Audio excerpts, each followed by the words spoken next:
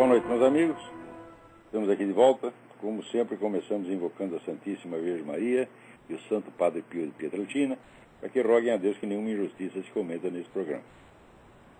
Ora, eu deveria começar contando a vocês algo da minha viagem à Colômbia, mas acabou de chegar aqui uma notícia que assim, a gente nem sabe o que faz, né? Olha aqui, é um despacho da agência Granma, da endereço www.granma.cu. Não poderia ser outra coisa, .cu. Cuba eleita vice-presidente do Conselho de Direitos Humanos da ONU. Olha, presta atenção, esse é o mundo em que vocês vão entrar. Quer dizer, o critério de direitos humanos agora, no mundo, vai ser mais ou menos o que se adotou em Cuba, porque, de acordo aqui com o Granma, essa eleição, aspas, é um reconhecimento à exemplar execução e à obra da Revolução Cubana em favor dos direitos humanos do seu povo e de todo o mundo. Olha aqui, é um negócio incrível. E eu acho que eles têm razão, né? Quer dizer, a ONU está reconhecendo que a maneira de Cuba tratar o problema dos direitos humanos é exemplar e deve ser aplicada em todo o mundo. Cuba chegou a ter 100 mil prisioneiros políticos, todos de uma vez. Ainda tem um montão, não sei o número exato, mas ainda tem. É uma ilha-prisão, que não, uma coisa que é menor do que a cidade de São Paulo. Tem 800 presídios, 800. Né? Esse pessoal gay que vive chorando e reclamando no resto do mundo, em Cuba eles prendem os gays na rua e mandam todos para um depósito de aidéticos. É uma coisa maravilhosa. Né? Os únicos jornais são os do governo, estação de rádio tudo do governo, televisão tudo do governo. Se um escritor escreve uma coisinha que eles não gostam, eles tiram a carteira do sindicato de escritores, os não podem mais publicar livro, nem artigo de jornal, nem nada, tem que ficar quietinho. Mas, como ele perde seu registro profissional, ele também perde a sua carteira de identidade, perde todos os seus documentos. Então passa a ser oficialmente inexistente. O Guilherme Cabreira Infante conta isso direitinho, como é que funciona esse sistema maravilhoso no seu livro Meia Cuba. Então, por todas essas realizações fantásticas em favor dos direitos humanos, está aqui Cuba na vice-presidência do Conselho de Direitos Humanos. Meu Deus do céu. Olha, esse negócio é profético. Tá? Se a ONU escolhe isso, vai dizer, não é possível que seja um ato de inocência ou de ignorância, não. Isso é muito bem premeditado.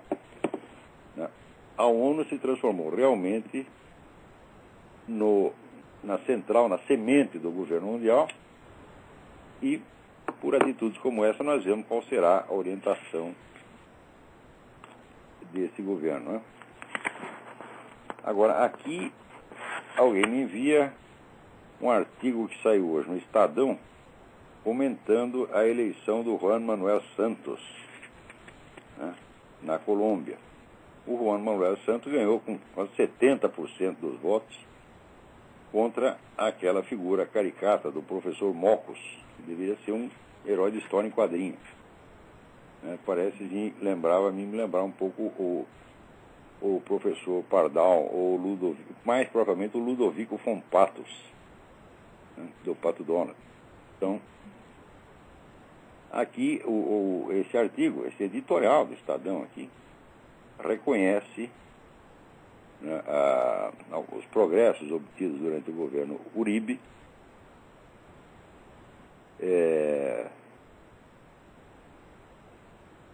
e diz que o Uribe, olha aqui, quando eles querem elogiar, eles elogiam assim a contragosto, né? Torcendo o nariz, protestando contra o reconhecimento óbvio, né?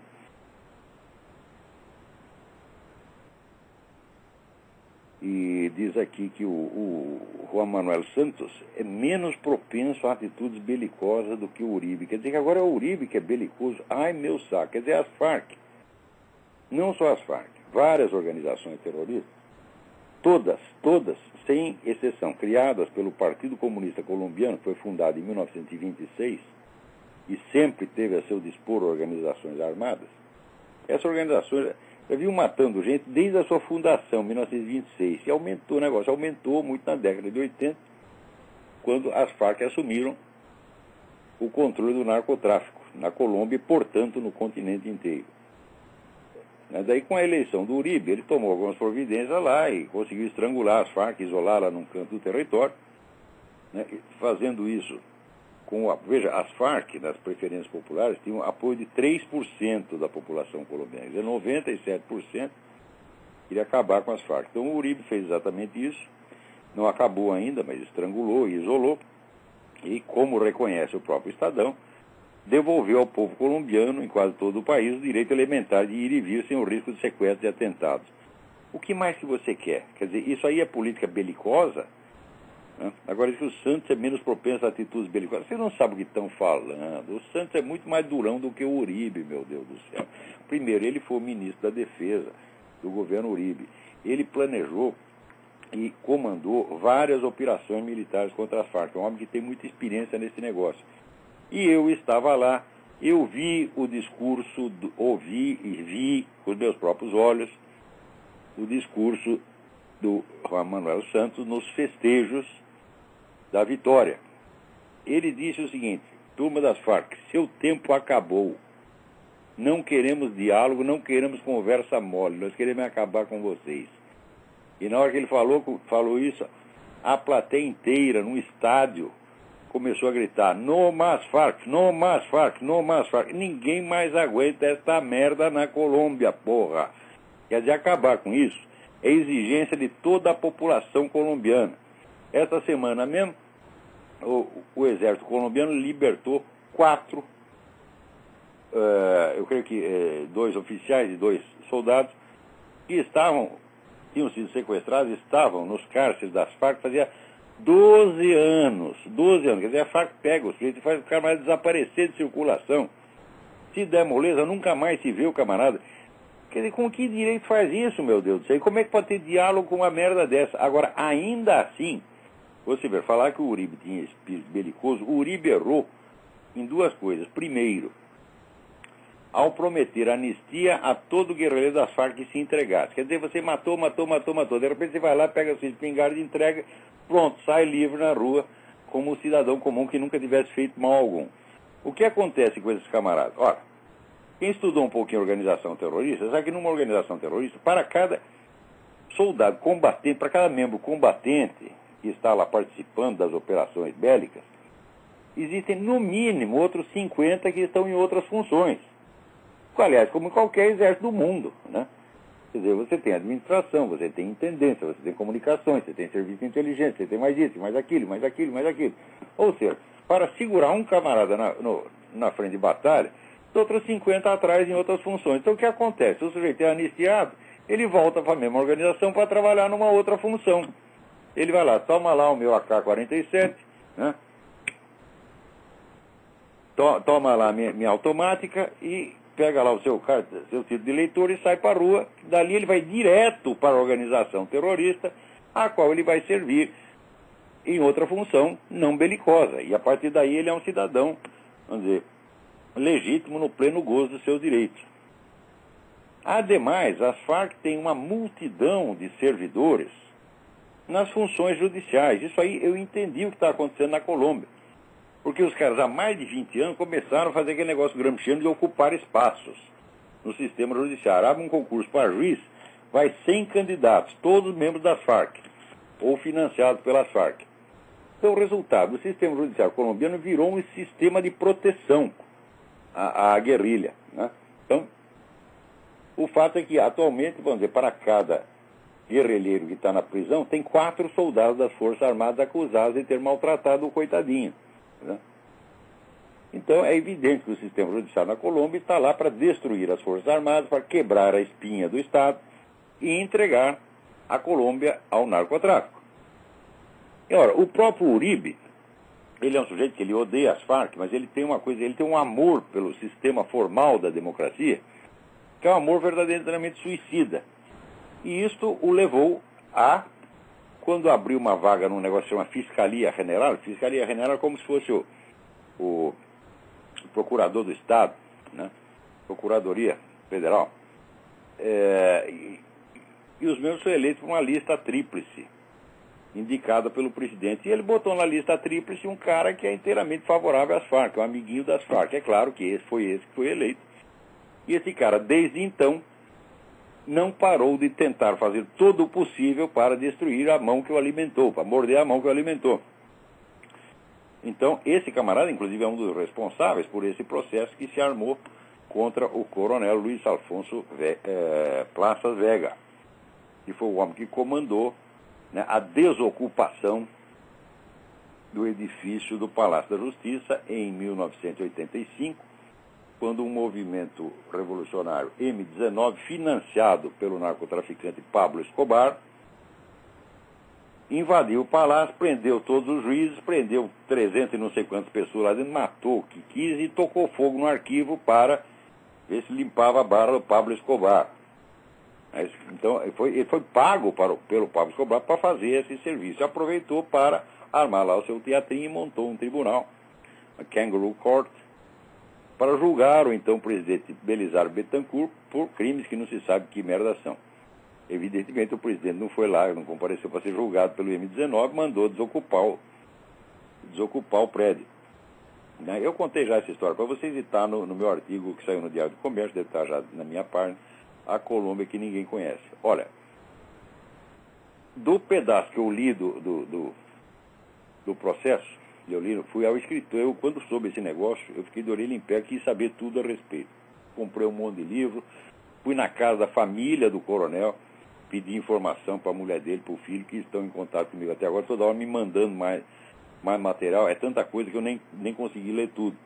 Tem os livros do coronel, escreveu vários livros. O coronel é um historiador, é um homem de alta cultura, escreveu vários livros, estou lendo os livros dele, principalmente o livro que chama A Batalha do Palácio da Justiça, que é onde ele conta a desocupação do palácio. É um livro que nós estamos vendo se nós colocamos o texto inteiro online, né? Fui lá no escritório da advocacia, li o que pude do processo, asseguro para vocês, o coronel é 100% inocente.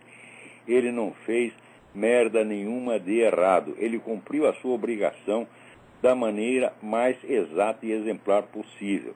E por isto mesmo está sendo perseguido. Tá certo? Por quê? Porque é um cara que coordenou várias operações contra os narcotraficantes, deu um prejuízo miserável, e os caras querem se vingar dele de qualquer maneira. Então, peraí, tem alguém na linha. Quem está na linha? Alô? Alô, professor Olavo? Eu? Alô, professor, aqui é o Flávio, aqui de São Paulo. Flávio, tudo bem? Tudo bem, professor.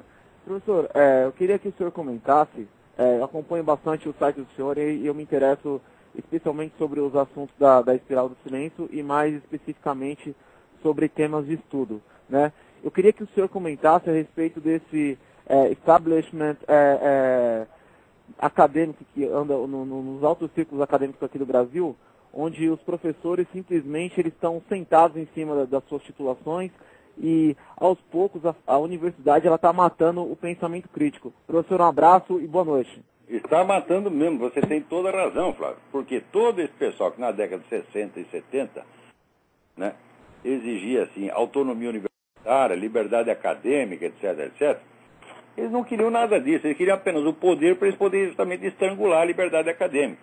Eu, quando vejo a conduta de professores universitários hoje que, vamos dizer, intimidam, ameaçam alunos, eu vejo uma coisa dessa, se acontecesse nos anos 60 ou 70, seria um escândalo monstruoso, nenhum professor fazia isso.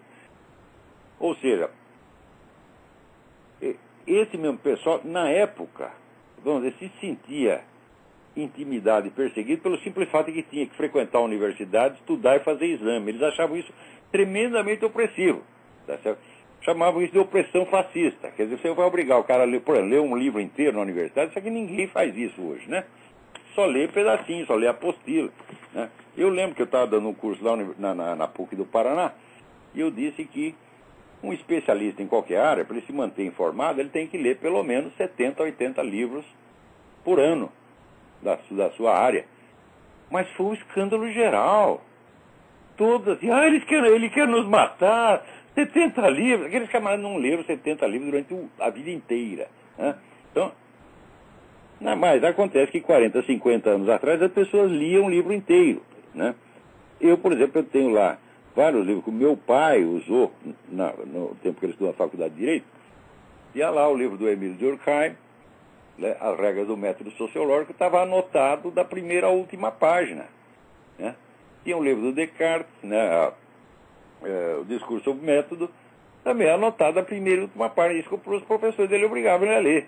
Agora, quando chegou já nas décadas 70, 80, essa putada que então tinha 20 anos, hoje tem 60, 70 e está mandando no país, essa putada começou a se revoltar contra isso. Falou, onde já se viu ler livros e querer que ele faça exame. Coisa mais medonha, né? Aqui nós queremos fazer atividade acadêmica, nós queremos fazer passeata, nós queremos gritar contra o governo, nós queremos, né, jogar merda na cara dos ministros, nós estamos ocupadíssimos com isso e vê esse professor quer que a gente estude, porra. Está acabando com a nossa carreira.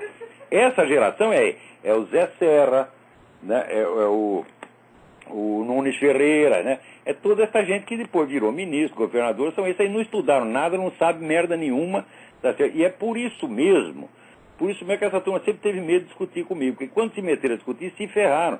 Porque é o seguinte, eu estudei e eles não sabem nada. Isso é tudo um banco, como professores universitários, são todos vigaristas, sem exceção. A minha geração é a pior geração de intelectuais. Tinha um amigo meu que inventou a expressão intelectual lerda. Os caras são intelectual lerda, quer dizer, a abreviatura de intelectual de merda. Né? E são esses caras que estão mandando no país hoje. Agora, a presente geração de professor universitário, que já é filha desse, seguiu o exemplo e está piorando ainda. Veja aqui, vou te dar um exemplo aqui. Uma pesquisa da UNB, Universidade de Brasília, concluiu que o preconceito e a intolerância religiosa fazem parte da lição de casa de milhares de crianças e jovens do ensino fundamental brasileiro. O quê? Você quer me dizer que as escolas brasileiras estão ensinando religião? Ora, porra! É claro que não! Me mostre um livro de ensino religioso que seja usado no Brasil. Me mostre um livro que passe, vamos dizer, a moral religiosa tradicional que seja adotado em qualquer escola oficial ou particular do Brasil. Esse estudo é uma empulhação. Os caras que fizeram isso tinham que estar na cadeia. Na cadeia, porque estão obviamente mentindo. O que as escolas brasileiras estão transmitindo, tá certo? É exatamente toda a moral do sex lib, idealização de gay, etc. Agora vem esse estudo dizer que é o contrário. Quer dizer que o estímulo não é mais a putaria, o estímulo é a homofobia. Note bem, quando o sujeito faz um estudo, o que eu vou estudar homofobia, ele está usando a palavra que já é pejorativa para qualificar uma... Quer dizer, antes de fazer o estudo, ele já tem esse preconceito de que qualquer crítica que você faça à conduta homossexual ou à ideologia gay é homofobia, então a conduta criminosa. Ora, mas se assim não precisa fazer o estudo, meu filho. Se você já sabe que toda objeção ao homossexualismo é uma conduta homofóbica, você já deu o resultado aí. Né? Então, agora, uma outra pesquisa feita pela Faculdade de Economia e Administração da USP diz que 87% da comunidade, alunos, pais, professores, servidores, tem algum grau de preconceito contra homossexuais. O que é algum grau de preconceito? Por exemplo, o sujeito diz, olha, eu acho que dar o cu faz mal. Isso é algum grau de preconceito. Por exemplo, o sujeito acha que dar o cu pode provocar hemorroida, tá certo? Ou câncer no reto. Isso, por exemplo, onde aqui é uma coisa cientificamente verificada, se dizer isso em voz alta já é algum grau de preconceito. Então 87% tem algum grau de preconceito. Então, espera um pouquinho. Se 87% são contra alguma coisa, o que deve prevalecer? A opinião dessa maioria ou a opinião desses 2 ou 3 iluminados que condenam a maioria em nome de suas próprias preferências? Né? Veja, em todo mundo se discute esse negócio de direito dos gays, sem levar em conta o seguinte ponto.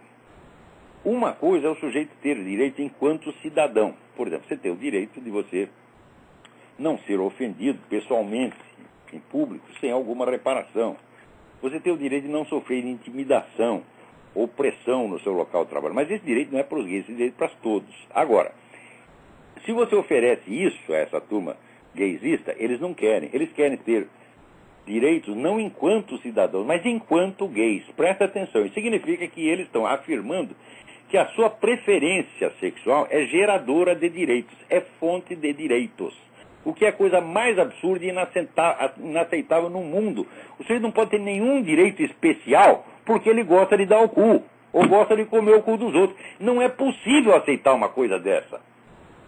E se amanhã ou depois ele desiste? Ele diz, agora eu não quero mais, né, ter relações com homens. Agora eu quero ter relações com papagaios, com passarinhos, com galinhas, tá certo? Ele vai perder os seus direitos gays?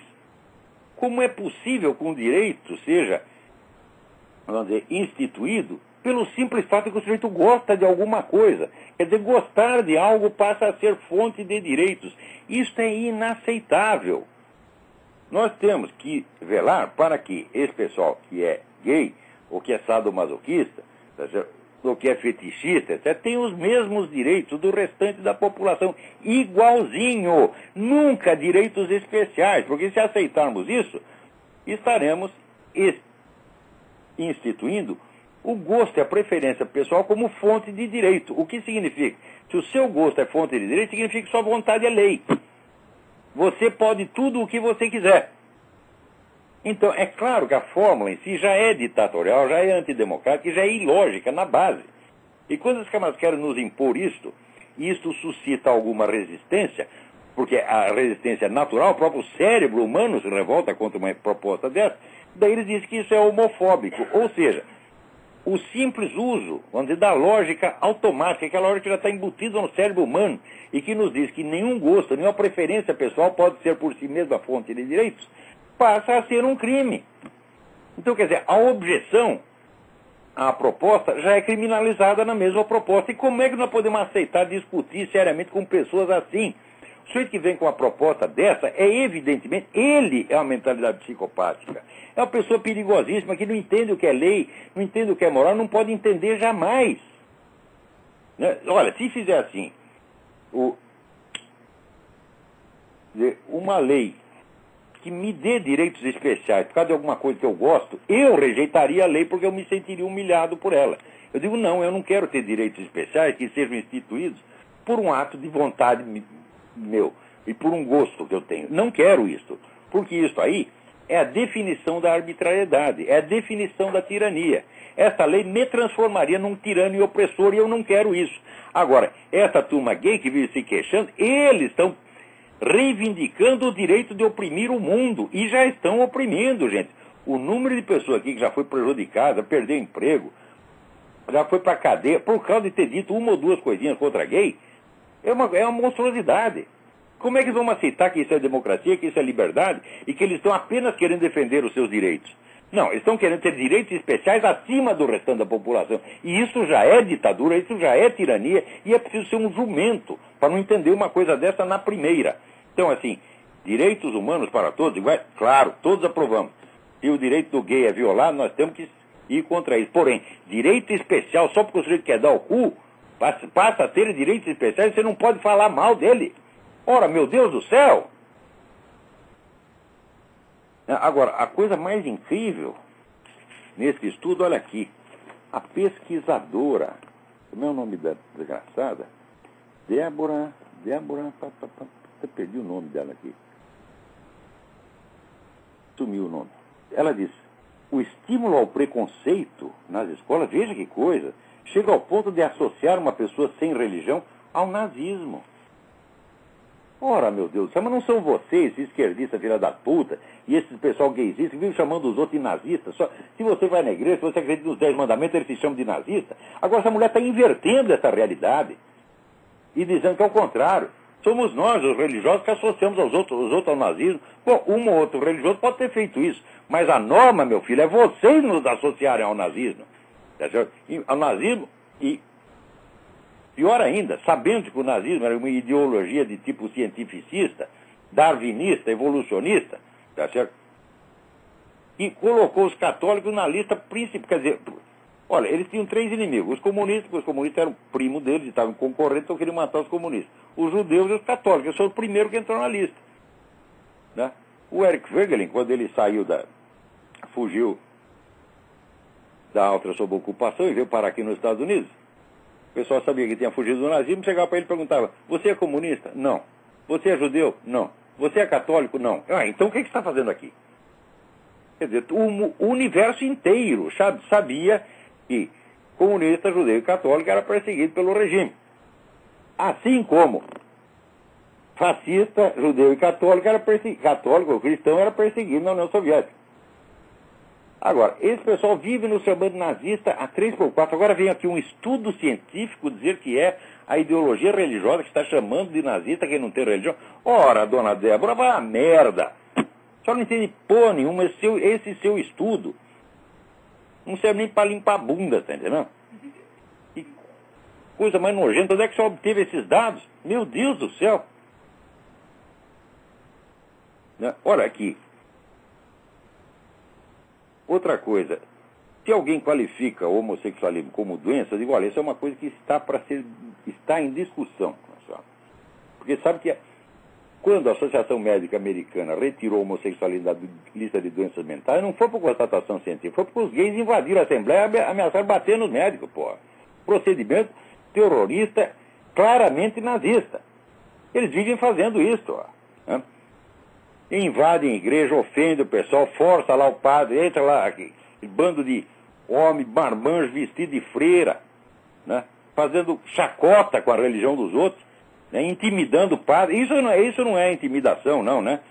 Intimidação é alguém achar, eu acho que o homossexualismo é desse. Você é homofóbico, você tem que ir pra cadeia. Quer dizer, é claro que isso aí é criminalização da opinião. Então, eu não sei se o homossexualismo é doença, e pessoalmente eu acho que não é.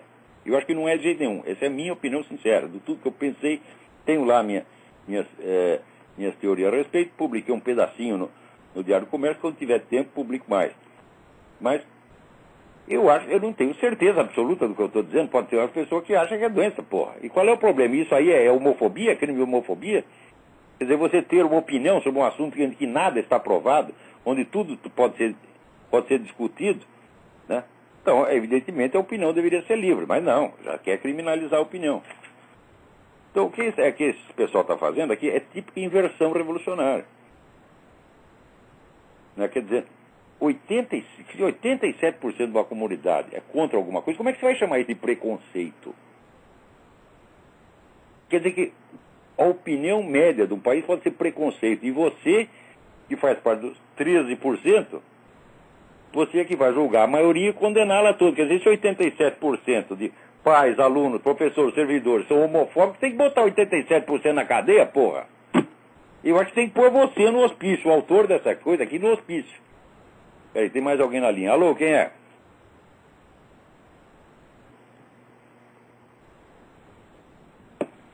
Caiu a... Alô? Caiu a ligação. Olha, aqui eu recebi uma carta do professor Benê Barbosa que me lembrou uma coisa fundamental. Ele disse, sabe por que o José Serra não quer falar do passado da Dilma Rousseff? É simples, porque entre os seus braços direitos está lá o Aloysio Nunes Ferreira, cuja carreira é igualzinha da Dilma. Então, se ele falar da Dilma, ele tem telhado de vidro, vai cair nos amigos dele. Então, não pode falar. Então, todo mundo aí tem rabo preso, tá entendendo? Agora eu sugiro para vocês uma coisa. Anos atrás, quando saiu aquele negócio de que o Jorge Soros tinha investido 800 milhões de dólares na Petrobras, 2 dias depois a Petrobras descobriu o petróleo não sei aonde, mas numa área marítima onde é quase impossível de explorar, né? As ações do Jorge Soros no dia seguinte se duplicaram de valor, evidentemente. Eu acusei a coisa, né? Falar, isso é treta, tem malandragem nesse negócio. Agora, decorrido mais de um ano, quem descobriu a coisa foi o Glenn Beck. Então, se vocês procurarem no www.watchglennbeck.com, né, tá lá, Petrobras mais George Soros igual Crime Incorporated. Crime Sociedade Anônima. Tá? Procurem lá que a história está inteira lá. Agora eu li aqui uma coisa maravilhosa, que saiu uma carta do ator Jon Voight ao presidente Obama, dizendo, aqui, meu filho, você está promovendo uma guerra civil no Arizona. Porque o Arizona não aguentava mais os imigrantes ilegais, era gente demais, né? Transformando o Estado, botando a coisa num estado de permanente confusão, quebrando todas as leis ostensivamente, roubando, matando, intimidando. Então, o Estado tem que baixar uma lei para parar com essa merda. Agora, o governo federal está vamos dizer, incentivando os ilegais. Veja que coisa impressionante que fizeram aqui. Saiu aqui um anúncio do Departamento de Trabalho, equivalente ao nosso Ministério do Trabalho, avisando a todos os ilegais o seguinte: se você está trabalhando e o seu salário não é suficiente, você nos avise, você denuncie o seu patrão e nós vamos lá pressioná-lo, o governo federal vai lá pressioná-lo para que ele aumente o seu salário. Ora, meu saco, se o cara é ilegal, ele não tem direito de trabalhar, ele não tem direito a salário nenhum. Agora, se o governo está assegurando a ele o direito a um salário maior, já está automaticamente assegurando o direito ao trabalho, ao direito ao emprego, contra o texto da própria lei norte-americana, porra. Então, o governo Obama está incentivando, né, os ilegais não somente a praticarem a ilegalidade, mas está garantindo o apoio e proteção do governo para que eles façam isto. Isso aí, evidentemente, é claro que já é um motivo de impeachment, né? Porque aqui, vamos dizer, pelas contas oficiais, já tem mais de 30 milhões de ilegais. Eu acho que é 60 milhões. Pelo número de estrangeiros que eu vejo aí, sobretudo brasileiro, mexicano, né, cubano, está cheio disso aqui, né? E todo mundo trabalhando ilegalmente. Agora, se for só trabalhar ilegalmente, não é nada. Esse pessoal mata, assalta. Aqui a maior parte dos crimes são feitos por imigrantes ilegais. Se expulsar todos os imigrantes ilegais, a quantidade de crime nos Estados Unidos vai diminuir em 60% a 70%, imediatamente. E vocês vão ver esse resultado lá no Arizona. Agora, o governo federal está ameaçando processar o Arizona sob a acusação de que a lei, veja, o texto da lei permite que a polícia pare qualquer pessoa na rua e exija uma prova da sua presença legal. Prova da sua presença legal? Por exemplo, eu tenho um green card, né? A polícia me para na rua e diz, ó, prova que você está aqui legalmente. Eu pego e esfrego o green card na cara dele, tá certo? E digo, fuck you. E ele tem que fuck himself, né? Agora, se o senhor não tem documento, não está aqui legalmente, ele não tem um green card, não tem um visto de trabalho, não tem porra nenhuma, então tem que ir embora, porra. Isso é a lei do Arizona. O argumento é o seguinte, é que a lei pode ser usada discriminatoriamente, de maneira racista. Claro, então isso aí significa uma má aplicação da lei.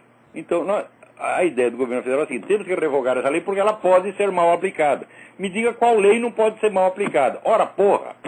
Então tem que jogar fora a Constituição inteira dos Estados Unidos porque pode ser mal aplicada, né? Então, está havendo a pressão então, do governo federal, não só para quebrar a espinha do estado do Arizona, mas para incentivar todos esses ilegais a que não somente continuem trabalhando ilegalmente, isso é, o governo está concedendo a eles um direito que a lei não lhes dá, e muito menos dá esse direito ao governo, e ainda está querendo que os ilegais denunciem os seus patrões. Olha, então vamos supor o seguinte, vamos supor que eu tenha entrado aqui por baixo do pano, ilegalmente. Estou lá, tenho um emprego ilegal, um emprego que eu não tenho direito de ter. Mas nesse emprego que eu não tenho direito de ter, eu tenho direito a um salário maior do que aquele que eu recebo. Ora, que merda é essa? E daí eu vou lá no governo, ele está me pagando pouco. Não devia pagar nada, porque eu não tenho direito de trabalhar, então o meu patrão ele não pode nem me empregar. O patrão tem que ser denunciado, não porque está pagando pouco, mas porque empregou o ilegal. Então tem que ir pagando o ilegal e mais o patrão. Tem a lei aqui que proíbe você contratar ilegal, por que proíbe? Primeiro, porque o sujeito está estando ilegal, não tem direito de trabalho. Segundo, porque se sabe que o patrão mal intencionado vai empregar o ilegal porque vai poder pagar menos. Tá certo? Então o que o governo está fazendo? Está legitimando ele está não só legitimando, como está incentivando a entrada de imigrantes ilegais. Então, mas a coisa mais óbvia do mundo é que esse governo trabalha contra esse país. Só sabe quanto tempo que elas vão levar para perceber? Acho que a maioria que já percebeu. Agora, o pior é que apareceu aqui um senador, chama-se senador não sei o que, Kill. Ele disse que em conversa com o Obama disse que se o Congresso não aceitar, vamos dizer, a anistia completa para os ilegais, ele nada vai fazer para proteger as fronteiras. E preste bem atenção, hein? Proteger as fronteiras é a obrigação número 1 do presidente. Então, ele se recusa a proteger as fronteiras se as fronteiras não forem abertas. Olha que porra é essa? Né? Agora, aqui também apareceu, saiu no WorldNet dele. Né? Está aqui um relatório federal que diz que, de modo geral, as certidões de nascimento dos Estados Unidos não provam o nascimento americano, nenhuma delas. Porque existem cento e tantos modelos diferentes de certidão de nascimento que são usados, a maior parte deles facilmente falsificáveis, a começar por essa tal da certification, que não é um certificate que o Obama apresentou. Né? Para mim está cada vez mais claro que a certidão original de nascimento do Obama ou não existe, jamais existiu, como disse aquele funcionário da Justiça Eleitoral. Ele disse, olha, aqui nós averiguamos todas as certidões, não tem nenhuma do Barack Obama. Ele disse que então a certidão original não existe. Ou ela não existe, ou ela tem alguma informação muito comprometedora, que não pode ser revelada de maneira alguma. Então, é curioso que esse governo subiu ao poder dizendo que ia ser o mais transparente da história americana. A primeira coisa que ele fez foi baixar um muro de opacidade total em toda a própria biografia do presidente. Ai, ai, ai. Mas enquanto eu falo, nem tudo está perdido. O filme do Oliver Stone, que puxa o saco do Hugo Chávez, foi um fracasso na Venezuela. Ninguém saiu de casa para assistir essa merda. Né? Oliver Stone, assim, depois que ele fez aquele filme sobre o JFK, tá certo? Dizendo que foi a CIA que matou o JFK, quando hoje em dia está mais do que na cara que o negócio foi uma operação do governo cubano. Né? Mas aqui, né, o pessoal da esquerda americana é o seguinte, tudo que acontece no mundo é culpa dos Estados Unidos. Né? A Segunda Guerra foi culpa dos Estados Unidos, né? A fome na China foi culpa dos Estados Unidos, tudo foi culpa dos Estados Unidos. E o cara fez o filme do JFK para dizer, mataram o JFK. Né? Quem matou o JFK só pode ter sido americano e naturalmente alguém da direita, é claro, né? Agora, tem esse documentário que saiu, um minutinho, vou até pegar o Pega ali para mim, está em cima da televisão. Um minutinho, já vou dizer aqui para vocês. Esse documentário, JFK, Rendezvous with Death, é de um cineasta alemão, Wilfried Huisman. Aqui entrevista gente que trabalhou no serviço secreto de Cuba, dos Estados Unidos na época, mostra lá o documento, mostra a evidência e fica claro, aí não tem escapatória. Quer dizer, o JFK foi morto mesmo por uma operação concebida pelo serviço secreto cubano, é uma coisa que está mais do que óbvio. Né? Encontro com a morte, JFK encontro com a morte. Wilfried, vou até soletrar aqui para vocês poderem achar. W-I-L-F-R-I-E-D. Agora, sobrenome, Huisman, H-U-I-S-M-A-N-N. Procurem, se possível, comprem esse documentário, traduzam para o português, põem isso para circular, que é um documento da mais alta importância. É claro que aqui a mídia abafou esse negócio, né? Abafou em parte, porque sempre acaba vazando. E agora, aquele sujeito que soltou aqui achei o negócio do senador aqui, ó. O senador John Keel disse que o presidente Obama tinha dito a ele em privado que ele não iria proteger as fronteiras até que a anistia para os imigrantes ilegais fosse aprovada pelo Congresso. Olha só, como é que o cara fala uma coisa dessa, meu Deus do céu? Agora, aqui o sujeito que soltou a bomba no Times Square, né, finalmente ele confessou, admitiu culpa e disse, fiz isso porque sou militante islâmico e quero que o Ocidente todo vá para as picas. Né? Agora, na época, quem quer que insinuasse que fosse um ato de terrorismo islâmico já era imediatamente chamado de fascista, nazista, extremista de direita, cala a boca, burro, vai tomar no cu. Era assim que era tratado. Agora, um ano depois tem a prova. Quem disse a verdade, como sempre, foi a maldita extrema-direita, fascista, filha da puta, etc, etc. Um dos que é chamado de fascista é provavelmente que ele disse alguma verdade. O Leszek Kolakowski, o filósofo polonês, ele dá a seguinte definição. Né? Fascista é uma pessoa que eu não gosto, mas com a qual eu não consigo discutir porque não tenho competência. Essa é a né? Nesse sentido, é claro que eu sou fascista, né? Porque no Brasil, ninguém jamais teve competência para discutir comigo. Quem tentou se fudeu de verde e amarelo. Tá certo? Então passaram a chamar de fascista, é evidente. Então entra na definição do Kolakowski. Fascista é um sujeito com quem eu não consigo discutir porque ele sabe mais que eu.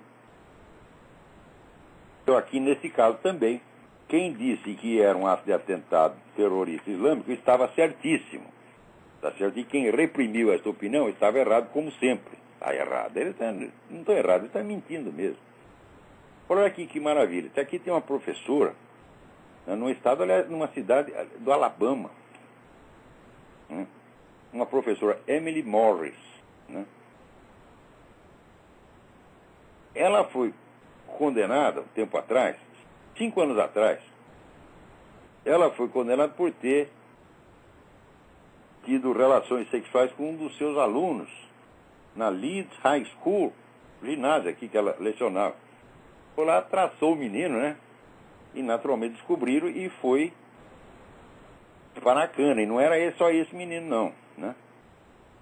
Bom, ela saiu da cadeia e agora está sendo homenageada pela prefeitura da cidade, não sei aqui o nome da cidade, como Person of the Month, pessoa do mês. Olha que legal, hein? Quer dizer, você pega uma obra pedófila, né, e transforma numa heroína, né, num ídolo. Tudo isso é fácil. Você vê aqui. Alguém me manda aqui uma documentação enorme sobre o senhor José Antônio Dias Toffoli, que virou ministro do Supremo Tribunal do STF. Né? O cara é um advogadinho de bosta. O cara não terminou nenhum mestrado, nem nada. Né? Não tem nenhuma obra publicada que mostre nenhum saber jurídico, nem notório e nem oculto. Né? Nem mesmo oculto. E fez concurso em 1994, 95, concurso para juiz estadual, foi reprovado nos 2 concursos e meteram o cara no STF. Né? Agora, qual é o currículo? O currículo é o QI, o famoso QI. Quem indicou? Quem indicou foi Lula e Zé Dirceu, porra. Então o cara passa naturalmente, automaticamente, por milagre, a ter notório saber e está lá, né? no Supremo Tribunal. Olha aqui, que beleza. Saiu outro dia.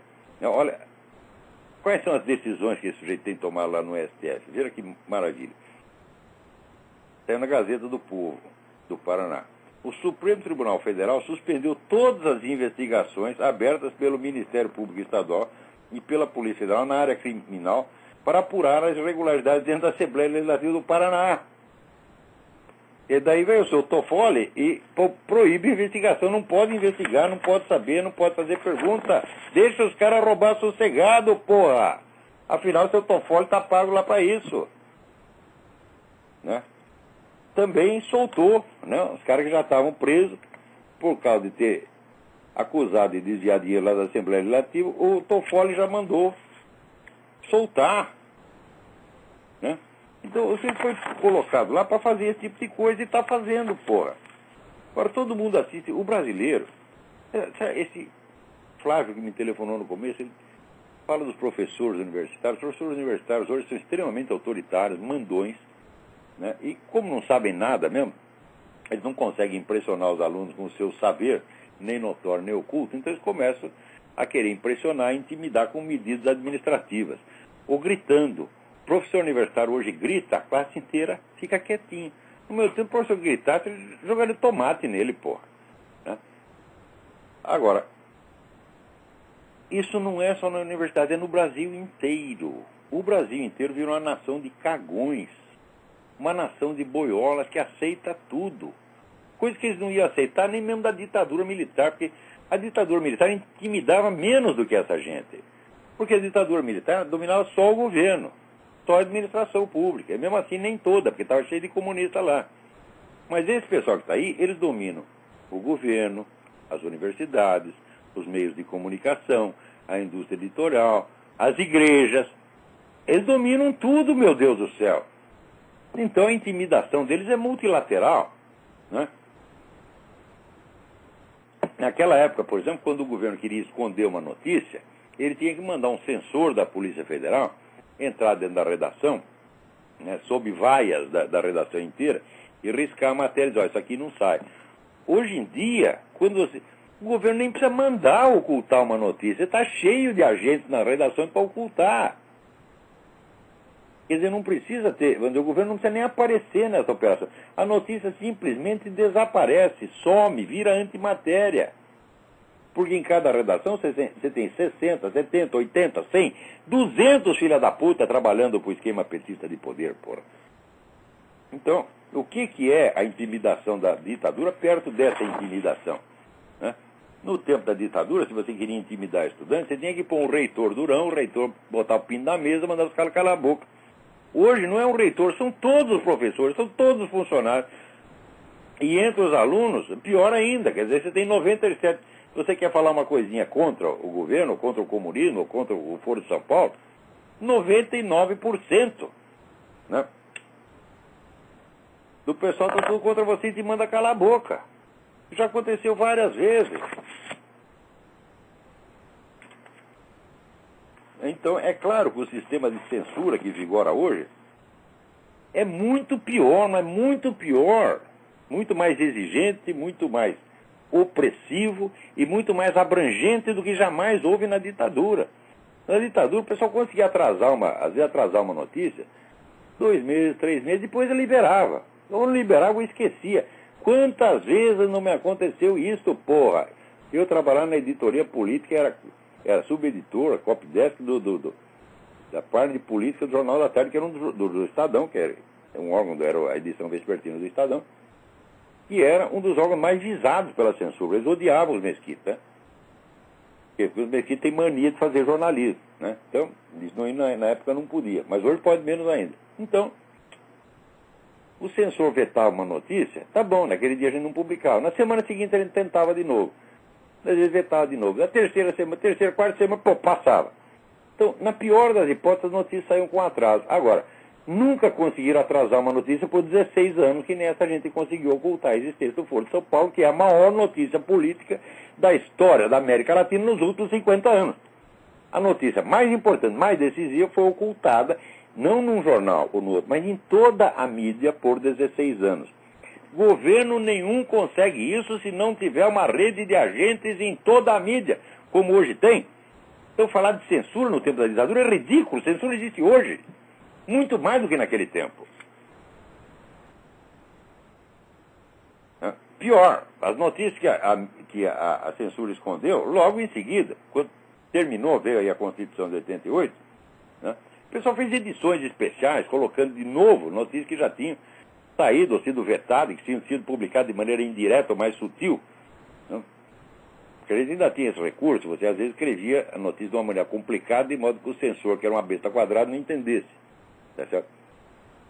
Mas hoje os censores não são besta quadrada, os censores são jornalistas experimentados. Você imagina, você pega um cara da Polícia Federal, um sargento, um cabo da Polícia Federal, manda, né, fiscalizar 200 jornalistas. Os caras dão um baile no coitado, né? Então a gente de fato dava. Eu mesmo, quantas vezes não escrevi notícia, né, em estilo barroco, eu aprendia muito, tinha um grande comentarista político que eu gostava muito, na época era o Vilas Boas Corrêa, deve estar em atividade ainda. O Vilas Boas escrevia maravilhosamente, mas escrevia numa linguagem barroca, que já era para enganar o censor. Eu li as colunas do Vilas Boas e aprendi a fazer a mesma coisa, falava com uma maneira indireta, o censor não percebia. Às vezes o leitor também não, mas algum leitor percebia. Mas hoje não dá para fazer nem isso, porra. Porque a coisa, quando é vetada 100%, não sai em jornal nenhum, em estação de rádio, televisão, nem nada. Quer dizer, é um bloqueio total. Eu não entendo por que o público brasileiro tolera isso dessas empresas arrogantes, prepotentes, manipuladoras, e deviam ser todas processadas. Esse caso do Foro de São Paulo, devia haver mais de 3 mil processos da justiça, tá certo? Por propaganda enganosa, porque o jornal, o noticiário de TV, o noticiário de rádio, ele se anuncia como fonte de informações idônea, e você compra por causa disso. E se eles depois não praticam essa idoneidade, se eles só negam as notícias, então é claro que é propaganda enganosa. Por que não dão queixa na delegacia do consumidor contra a Folha de São Paulo, contra o Globo? Não dão por quê? Porque são todos boiolas. O Brasil virou um país de boiola, um país de castrados, né? Então, agora, aqui também, veja, o Obama está lá na Casa Branca comemorando no dia 22 de junho, comemorou o Gay Pride, o orgulho gay. Né? Olha, eu vou confessar um negócio para vocês. Eu, se eu fosse gay, não teria orgulho nenhum disso, como não tenho orgulho de ser hétero, de ser sadomasoquista, de ser fetichista. Eu não vejo por que ter orgulho do mero gosto. Eu não entendo isso. Seja o gosto qual for. Né? Mas eles acham, né? Ficar de quatro lá com um machão em cima é um negócio motivo de orgulho. Bom, sei lá. Tem mulher que apanha do marido e fica orgulhosa por isso. Olha, meu marido como gosta de mim, me bate todo dia. Né? Então, está recomendando o Gay Pride, mas ao mesmo tempo, a liderança gay está preocupadíssima, porque descobriu que todas essas políticas, né, do sexo seguro que eles inventaram, sexo seguro significa usar uma camisinha, não estão funcionando. Né? Os casos de AIDS entre homossexuais masculinos estão crescendo aqui exponencialmente, graças à confiança que esse pessoal tem em camisinha. Tá certo? Então, assim, orgulho gay tá bem, mas não precisa ser tão orgulhoso a ponto de se matar e achar que é lindo, né? Agora, que coisa. Sabe que saiu aqui uma decisão da Suprema Corte, né, dando uma interpretação mais clara às leis que proíbem dar suporte, ajuda material a grupos terroristas, né? Tem a lei, isso é crime de alta traição, você dá ajuda material a grupos terroristas. E como o pessoal estava tergiversando aqui, estava embrulhando um pouco o sentido da lei, a Suprema Corte lançou aqui uma decisão que esclarece, sustentando a lei federal e proíbe dar ajuda material a qualquer organização terrorista estrangeira.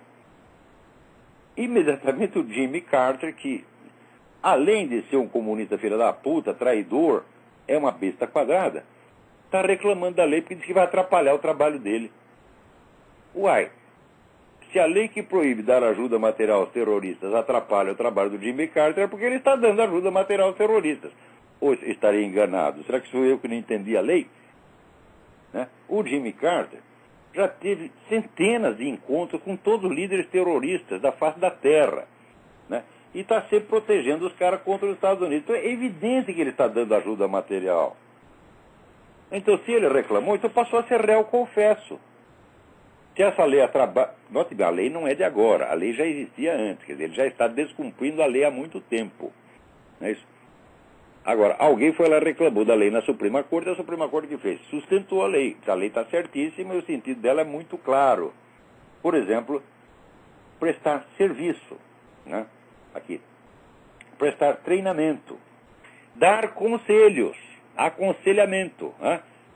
Então, é exatamente tudo o que o Jimmy Carter vem fazendo. Então, o lugar de ser da puta é na cadeia, e ele mesmo está confessando. Eu não gosto dessa lei, por quê? Porque ela me enquadra. Só que a lei não é de agora. Né? A lei é, sei lá, de 30 anos atrás, sei lá quando. Né? Então, o cara, esse tempo todo, esteve descumprindo a lei. E agora está aí, né, confessando e reclamando porque existe uma lei. Então, minha gente, se não há mais perguntas, por hoje é só. Até a semana que vem, muito obrigado.